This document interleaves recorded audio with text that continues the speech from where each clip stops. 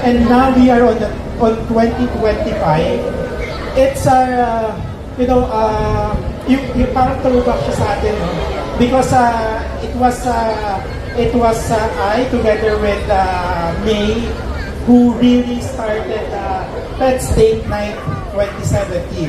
And we brought this already to Cebu, and now we're bringing it again back here in Manila. No? So nagkaroon tayo, syempre, during the pandemic, we were not able to do it.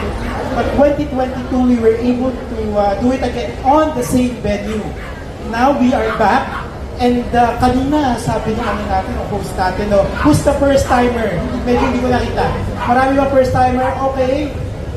Nice. And who are the repeat participants?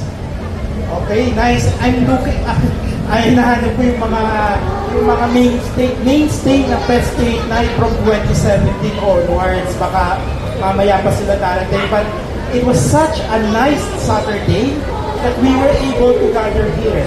Not only for our pets, no, but also for our loved ones. We don't really treat them so much as our pets, but we already treat them as our loved one. No? And this is an opportunity for us to mingle with our fellow pet parents. And we also have we also have several partners.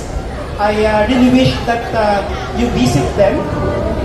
Each of the booth, you will be able to learn and get a lot from them as well. And on our booth here, we also have free vet consultation, and at the same time, we also have some NextGuard Spectra products that you can actually avail.